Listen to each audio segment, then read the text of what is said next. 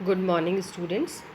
आज हम माइक्रोविलाई के बारे में स्टडी करने जा रहे हैं। अपने प्रीवियस क्लासेस में हमने साइटोस्केलेटन के विभिन्न घटकों के बारे में स्टडी किया था, जैसे कि माइक्रोट्यूब्यूल है, इंटरमीडिएट फिलामेंट्स है और माइक्रोफिलामेंट्स है। आज इसी टॉपिक का ये लास्ट सब टॉपिक है माइक्रोविलाई। माइक्रोविलाई जैसा कि आप सब लोग जानते हैं, पहले भी आपने अपनी प्रीवियस क्लासेस जो हैं उनमें इसका नाम सुना हुआ है कि सेल सरफेस पर पाई जाने वाली कुछ फिंगर लाइक प्रोजेक्शंस होती हैं और ये जो स्ट्रक्चर्स हैं उनको माइक्रोविलाई कहा जाता है। सिंगुलरली अगर इसको बोलें तो माइक्रोविलस कहा जाता है और इसका काम होता है सेल का सरफेस एरिया इंक्रीज़ करना। माइक्रोविलस या माइक्रोविलाई को डिफ़ाइन करें तो ये ऐसी सेल्यूलर प्रोट्रूजन्स हैं, सेल मेम्ब्रेन के इस तरीके के उभार हैं जो माइक्रोस्कोप के द्वारा देखे जा सकते हैं और इसका काम होता है सरफेस एरिया ऑफ सेल को इंक्रीज़ करना या बढ़ाना। और पर्पस क्या होता है इसका? डिफ्यूजन या जो विसरण की प्रक्रिया होती है उसमें सेल का सरफेस एरिया बढ़ाना विदाउट इंक्रीजिंग वॉल्यूम। तो जो वॉल्यूम होता है सेल का उसको मिनिमाइज़ करता है और सेल सरफेस एरिया जो होता है उसको इंक्रीज़ करता है। तो कोशिका पर पाए जाने वाले कुछ ऐसे माइक्रोस्कोपिक उभार जो कि सेल की सरफेस को बढ़ाते हैं और सेल की जो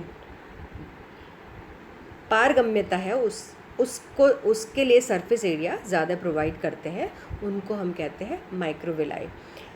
इसके अलावा बहुत सारे और फंक्शंस में भी माइक्रोविलाई इन्वॉल्व रहते हैं, जैसे कि एब्जॉर्प्शन है। इंटेस्टाइन जो होती है, इंटेस्टाइन में जो माइक्रोविलाई है उनका काम होता है एब्जॉर्प्शन एरिया बढ़ाना, सिक्रीशन बढ़ाना। इसी तरीके से जो सेल्यूलर अडेशन है उसको इंक्रीज़ करना, जैसे जब फर्टिलाइजेशन का प्रोसेस होता है उस समय इस तरीके की प्रक्रिया देखी जा सकती है। और एक फंक्शन और होता है, उसको कहते हैं मैकेनो ट्रांसडक्शन। मैकेनो मतलब मैकेनिकल और ट्रांसडक्शन, जो मैकेनो ट्रांसडक्शन है उसको हम समझ सकते हैं कि कोई भी जब सेल को मैकेनिकल स्टिमुलस मिलता है तो उसको इलेक्ट्रोकेमिकल स्टिमुलस में कन्वर्ट करना, उसके द्वारा रिस्पॉन्स जो सेल का होता है वो कहलाता है मैकेनो ट्रांसडक्शन। तो माइक्रोविलाई जो है वो इस कार्य में भी सेल की मदद करते हैं। स्ट्रक्चर की अगर बात करी जाए तो जो माइक्रोविलाई है वो माइक्रोविलाई प्लाज्मा मेम्ब्रेन के द्वारा कवर्ड रहते हैं, जैसे कि बाकी के सेल स्ट्रक्चर्स होते हैं उसी तरीके से, और साइटोप्लाज्म को एनक्लोज करते हैं। इसके जो अंदर जो सेल ऑर्गेनेल्स हैं वो नहीं होते हैं, लेकिन बहुत सारे माइक्रोफिलामेंट्स प्रेजेंट होते हैं। तो जो माइक्रोविलाई है वो basic structure plasma membrane enclose with cytoplasm with microfilaments कहे जा सकते हैं। हर माइक्रोविलाई जो होता है वो बाहर से देखने पर एक छोटी सी फिंगर लाइक प्रोजेक्शन जो होता है, प्रोट्रूजन होता है, उसकी तरह दिखाई देता है। 10 नैनोमीटर तक लंबे और करीब 0.2 नैनोमीटर डायमीटर की ये संरचनाएं हैं। माइक्रोविलाई जो होते हैं उनमें बहुत सारे एक्टिन फिलामेंट्स होते हैं जो कि क्रॉस लिंक्ड प्रेजेंट रहते हैं। ये जो एक्टिन फिलामेंट्स हैं वो स्ट्रक्चरल कोड जो होता है माइक्रोविलाई का उसको फॉर्म करते हैं या बनाते हैं। तो इस तरीके के जो एक्टिन फिलामेंट्स के बंडल हैं वो लगभग 20 से 30 टाइटली बंडल जो होते हैं वो क्रॉस लिंक्ड फेज में माइक्रोविलाई के अंदर प्रेजेंट रहते हैं। दूसरे तरीके के जो है फिम्ब्रिन और विलेन स्पिन जो है वो कोर ऑफ माइक्रोविलाई का निर्माण करते हैं। तो जो एक्टिन बंडल्स हैं उसके बीच में विलेन और फिम्ब्रिन जो होती है वो प्रेजेंट रहती है। स्ट्रक्चरली हम ये है कि जो बंडल ऑफ माइक्रोफिलामेंट्स हैं उसमें एक्टिन फाइबर्स होंगे। एक्टिन फाइबर्स क्रॉस लिंक्ड रहते हैं जिन फाइबर्स की मदद से वो कहलाते हैं फाइब्रिन और विलिन प्रोटीन्स। और जो प्लाज्मा मेम्ब्रेन से अटैचमेंट होता है एक्टिन बंडल्स का, वो होता है लेटरल आर्म्स के द्वारा। जो लेटरल आर्म्स है वो कैल्शियम बाइंडिंग प्रोटीन कैल्मोडुलिन और मायोसिन 1 के द्वारा बनी हुई रहती है। तो स्ट्रक्चरल जो कोर है वो प्लाज्मा मेम्ब्रेन से अटैच होगी लेटरल आर्म्स के द्वारा। इसका जो स्ट्रक्चर है उसको हम कुछ इस तरीके से देख सकते हैं। ये जो स्ट्रक्चर है वो जिसके बारे में अभी हम बात कर चुके हैं कि जो माइक्रोविलाई है वो कवर्ड रहते हैं प्लाज्मा मेम्ब्रेन के द्वारा। ये प्लाज्मा मेम्ब्रेन की कवरिंग है इस पे। कोर ऑफ माइक्रोविलाई जो है वो ये रेड कलर के जो दिख रहे हैं एक्टिन फिलामेंट्स, उसके द्वारा बना हुआ रहता है। इंटरलिंक जो प्रोटीन होते हैं, इंटरलिंकर जो क्रॉस लिंकर्स हैं, वो हैं फाइब्रिन, एस्पिरिन और विलिन, जो ये येलो ब्राउन, ग्रीन और ब्लू कलर में दिखाई दे रहे हैं।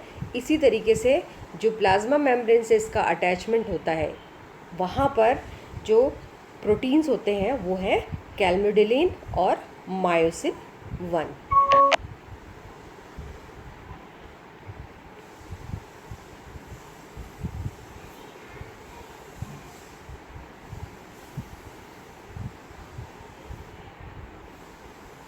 मायोसिन का जो फंक्शन होता है वो होता है एक्टिन जो बाइंडिंग साइट्स हैं उनको एक एंड से दूसरे एंड तक अटैच रखना।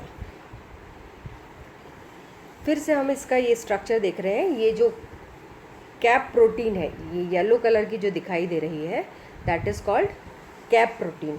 ये जो एंड है जो कि एपिकल रीजन में प्रेजेंट होता है, that is called plus end of the microvilli.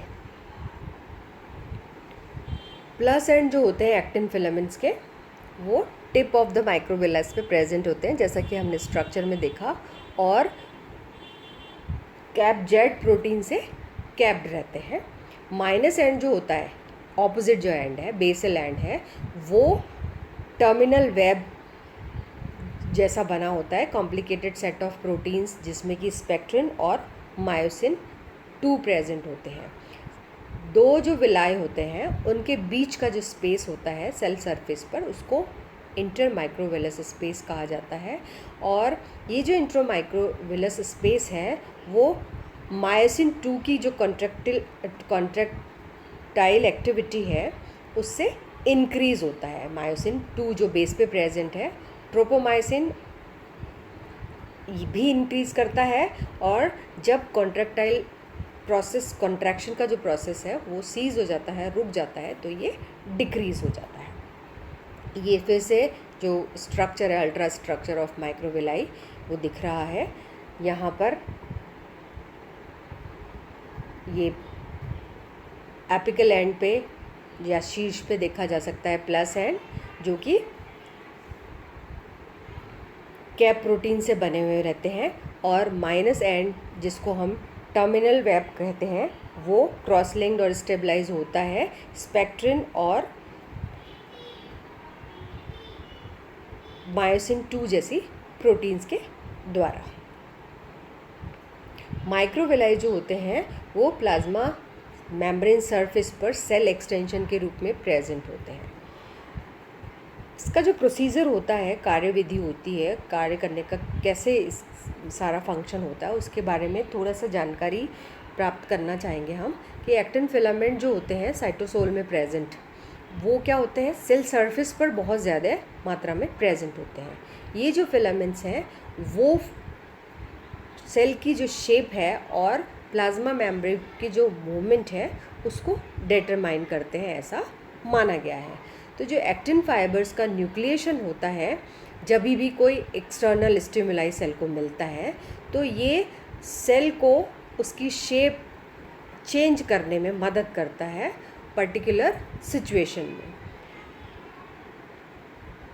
एक और जो चीज़ है वो ये कि जो भी माइक्रोविलाई है, किसी एक पर्टिकुलर सेल में जितने भी माइक्रोविलाई होते हैं वो यूनिफॉर्मिटी रखते हैं, मतलब उनका जो शेप और साइज़ होता है वो एक सा होता है, इक्वल लेंथ और डायमीटर के होते हैं। जो न्यूक्लिएशन का प्रोसेस है -n पे शुरू होता है और +n की तरफ इसकी रैपिड ग्रोथ होती है।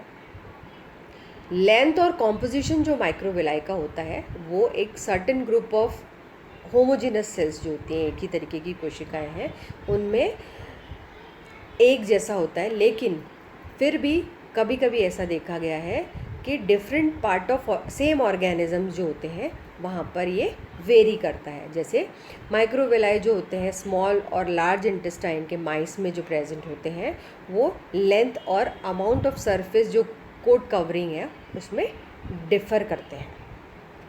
फंक्शंस की बात करी जाए माइक्रोविलाई के, तो जो फंक्शंस होते हैं वेरिड फंक्शन है। हमने शुरुआत में भी इसकी थोड़ी सी बात करी थी कि माइक्रोविलाई एक ब्रश बॉर्डर लाइक स्ट्रक्चर का निर्माण करते हैं, और ये जो ब्रश बॉर्डर लाइक स्ट्रक्चर है वो एपिकल सरफेस जो होती है एपिथेलियम की उसको बढ़ा देते हैं।